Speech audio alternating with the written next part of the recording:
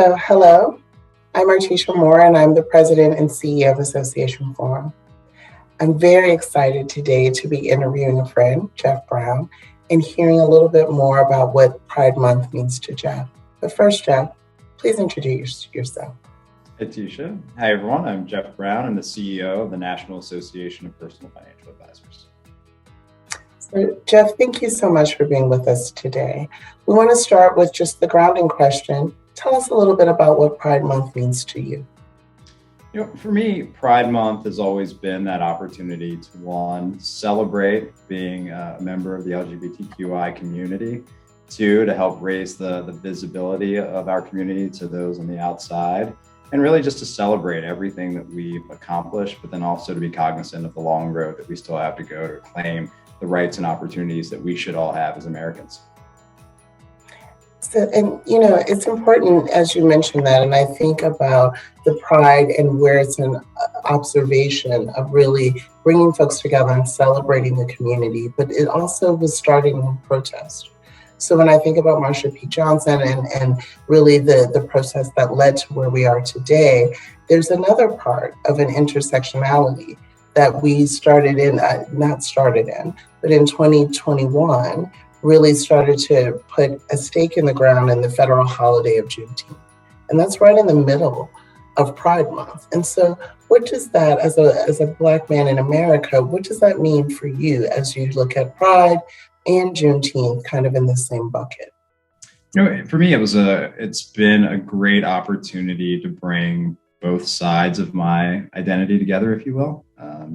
I think there are still a lot of segments of the Black community that aren't as accepting as they should be or need to be of their LGBTQI brothers and sisters.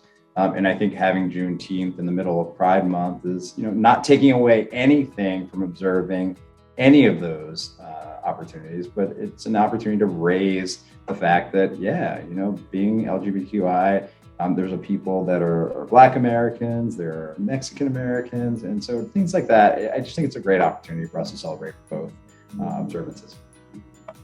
And thank you for saying that, because it is important to me and as an ally, right, to be able to lean in and have some understanding around that in ways that we can amplify that there's not just one bucket that folks fall in.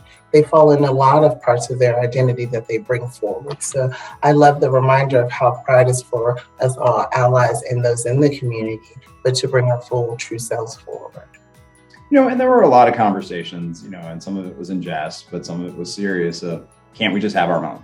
And I think there's time and there's space to observe it all, because, the struggle is real, regardless of whether you're an LGBTQ American, a Black American, we're all in this together. We're all being deprived of some level of rights. And, the fact that we need to come together, Pride Month allows us to do that. And so that kind of drives me to my next question. And I really think about that coming together. I've been in association management for 25 years. And as I look at it, in some aspect, we are at the forefront of some movements and also behind the curve. So my question for you is, how can the association industry become more inclusive?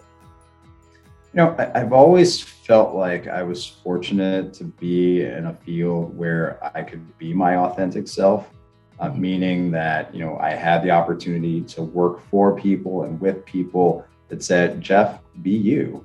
But then I had to remember that not every profession or every group of members was going to be about that life. I've definitely had professional communities where I was a little apprehensive about showing up as my true self. But, ultimately I said to Jeff, you need to be authentic. Luckily, when I started in this role at NAPFA, the chair of the board was a lesbian woman.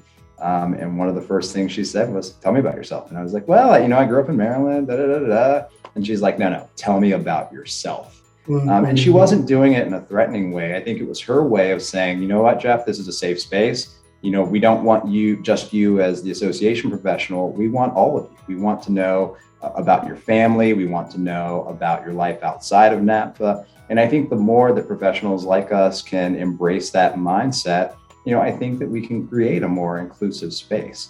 I think that we also have to walk the walk to match our talk the talk around diversity, equity, and inclusion. So if we're not modeling the way and setting the expectations that we have for our member communities within our staff teams, then we're not living up to our true potential. And so, we need to create the space and the opportunities for our staff members, our volunteers, to just be authentic. And that means just celebrating them for who they are, allowing them to show up and show out. And that's one of the things that comes with being an association management professional.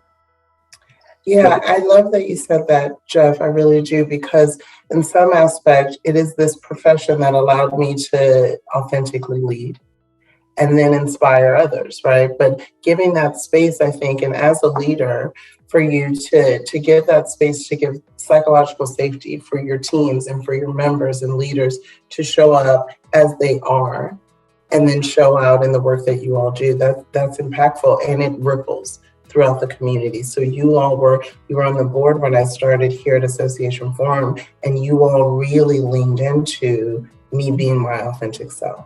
So when you were speaking, I thought, well, thank y'all too, right? Because I came here a whole 100% person. And so as I look at our last question, and this one is always something that is near and dear to me, right? Daily, or whether it is in our families or in our work, or people like your first chair, when you came there, they wanted to know about you as a person. Who do you look up to and admire? Who are your heroes that you kind of carry in your daily work? Yeah, it would be very easy to point to the notable figures, the Bayard Rustins, the James Baldwins, the people that we know for being unapologetic about who they were and living their lives in times when it wasn't safe to do it. But I'm going to be really honest. I'm going to say that, one of the people that I look up to, one of my heroes, is my mom. When I came out, her first words to me were, "We love you, we support you, but remember, you are a Black man in America, and now you're going to be a Black gay man in America, and we don't want your life to be harder. So we want to be here to support you. We want to be here to walk through this life with you, and we're going to give you the tools and the support and the love to be successful, so that regardless of whatever you experience in the external world, you can always come home to us because we've got your back." And those words have stuck with me. And that message is something that I've tried to advance with members, new professionals, people that I knew that were struggling with their own sexuality and identity, and just giving them the safe space that they need to open up and live authentic lives. And, that's always stuck with me. And so, I would have to point to Arlene Brown. I know it's kind of cliche, but she's the one that did it. Hey, and that's big, because she also modeled for other parents who may struggle to figure out, and folks that are parents right now listening to this video and watching this, who may figure out how to bring that forward and be supportive in that way. So thank you for saying that. And my mom's my hero too for so many things. I just spent 3 hours on the phone with her yesterday, talking about random things, but life lessons. So Jeff, thank you for sharing, and thank you for being with us today. No, thank you for this opportunity. And I really appreciate Association Forum being out there on all of the issues relative to diversity, equity, and inclusion, and definitely making the space to celebrate Pride Month. It's one of the things that has helped make this community such a welcoming place for professionals like me and those that are still to come. All right. Thank you so much. Thank you.